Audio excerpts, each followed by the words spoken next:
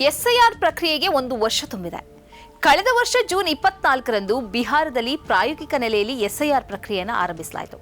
ಮತದಾರರ ಪಟ್ಟಿಯನ್ನು ಸ್ವಚ್ಛಗೊಳಿಸುವ ಘೋಷಣೆಯೊಂದಿಗೆ ಚುನಾವಣಾ ಆಯೋಗ ಈ ಎಸ್ಐಆರ್ ಅನ್ನು ಜಾರಿಗೆ ತಂದಿತು.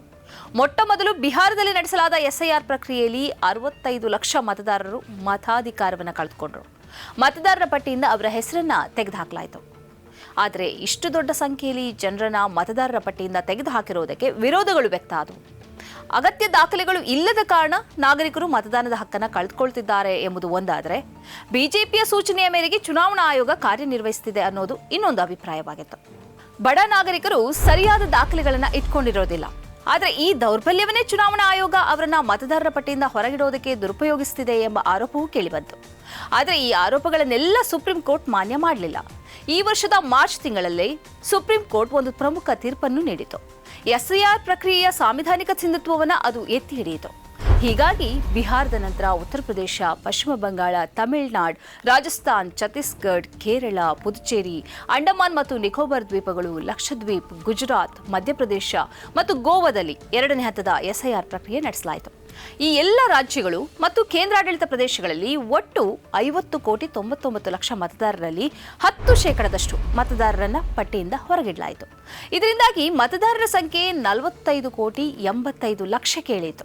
ಹೀಗೆ ಮತದಾರರ ಪಟ್ಟಿಯಿಂದ ಹೊರಗಿಟ್ಟವರಲ್ಲಿ 66,88,000 ಜನರು ಈಗಾಗಲೇ ಸಾವನ್ನಪ್ಪಿದ್ದಾರೆ ಅಂತಲೂ ಹೇಳಲಾಯಿತು. ಹೀಗೆ ಸಾವನ್ನಪ್ಪಿದವರಲ್ಲಿ ಅತಿ ಹೆಚ್ಚು ಸಂಖ್ಯೆ ಉತ್ತರ ಪ್ರದೇಶದಲ್ಲಿ ತೋರಿಸುತ್ತದೆ. ಆ ಬಳಿಕ ಪಶ್ಚಿಮ ಬಂಗಾಳದಲ್ಲಿ. ಇದಲ್ಲದೆ ಆಕ್ಷೇಪಣೆಗಳನ್ನು ಪರಿಗಣಿಸಿ ಮತ್ತು ವಿವರವಾದ ಪರಿಶೀಲನೆ ನಡೆಸಿದ ನಂತರ 63,16,000 ಮತದಾರರನ್ನ ಪಟ್ಟಿಯಿಂದ ಹೊರಗಿಡಲಾಯಿತು. ಆಂಧ್ರಪ್ರದೇಶ, ಕರ್ನಾಟಕ, ಮಹಾರಾಷ್ಟ್ರ, ತೆಲಂಗಾಣ ಮತ್ತು ದೆಹಲಿ ಸೇರಿದಂತೆ 16 ರಾಜ್ಯಗಳು ಮತ್ತು 3 ಕೇಂದ್ರಾಡಳಿತ ಪ್ರದೇಶಗಳಲ್ಲಿ ಎಸ್ಐಆರ್ನ 3ನೇ ಹಂತವು ಪ್ರಸ್ತುತ ಚಾಲ್ತಿಯಲ್ಲಿದೆ. ಈ ವರ್ಷದ ಅಂತ್ಯದ ವೇಳೆಗೆ ಈ ಪ್ರಕ್ರಿಯೆ ಪೂರ್ಣಗೊಳ್ಳಲಿದೆ. ಇದರ ನಡುವೆ ಇನ್ನೊಂದು ಆಘಾತಕಾರಿ ಘಟನೆಯೂ ನಡೆದಿದೆ. ಮತದಾರರ ಪಟ್ಟಿಯಿಂದ ಹೆಸರುಗಳನ್ನು ತೆಗೆದುಹಾಕಲಾದವರನ್ನ ಪಶ್ಚಿಮ ಬಂಗಾಳ ಮತ್ತು ಬಿಹಾರದಲ್ಲಿ ರಾಜ್ಯ ಕಲ್ಯಾಣ ಯೋಜನೆಗಳ ಸೌಲಭ್ಯಗಳಿಂದ ಹೊರಗಿಡಲಾಗ್ತಾ ಇದೆ. ಸರ್ಕಾರ ನೀಡ್ತಾ ಇರುವ ಗ್ಯಾರಂಟಿ ಯೋಜನೆಗಳನ್ನು ಹೀಗೆ ಪಟ್ಟಿಯಿಂದ ಹೊರಬಿದ್ದವರಿಗೆ ನೀಡಲಾಗ್ತಿಲ್ಲ ಎಂಬ ಅಭಿಪ್ರಾಯಗಳಿವೆ.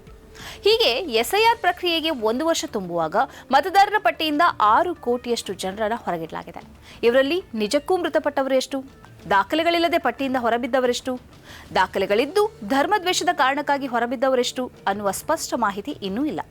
ನುಸುಳುಕೋರರನ್ನ ಹೊರಹಾಕ್ತೇವೆ ಅಂತ ಹೇಳಿ ಎಸ್ಐಆರ್ ಪ್ರಾರಂಭಿಸಿದವರು ಅಂತಿಮವಾಗಿ ಹೀಗೆ ಹೊರಬಿದ್ದ ನುಸುಳುಕೋರರು ಎಷ್ಟು ಎಂಬ ಸಂಖ್ಯೆಯನ್ನು ಚುನಾವಣಾ ಆಯೋಗ ಹೇಳ್ತಾ ಇಲ್ಲ. ಈ ಕಾರ್ಯಕ್ರಮದ ಪ್ರಾಯೋಜಕರು Gadiyar group of companies, specialized in piling and shoring, engineering consultancy, firefighting, steel structures, real estate. Office, SIT Tower, Silicon Oasis, Dubai, UAE.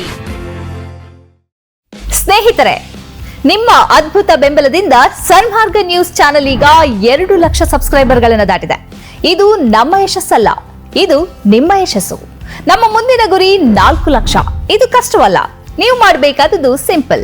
ನೀವು ಸನ್ಮಾರ್ಗ ನ್ಯೂಸ್ ಚಾನೆಲ್ ವಿಡಿಯೋವನ್ನ ನಿಮ್ಮ ಸ್ನೇಹಿತರಿಗೆ, ಕುಟುಂಬದವರೊಂದಿಗೆ ಹಂಚಿಕೊಳ್ಳಿ ಮತ್ತು ಅವರಲ್ಲೂ ಸಬ್ಸ್ಕ್ರೈಬ್ ಮಾಡಲು ಹೇಳಿ. ನೀವು ಶಕ್ತಿಯನ್ನು ಕೊಡಿ, ನಾವು ನಿಖರ ಸುದ್ದಿ ಕೊಡ್ತೇವೆ. ಧನ್ಯವಾದಗಳು.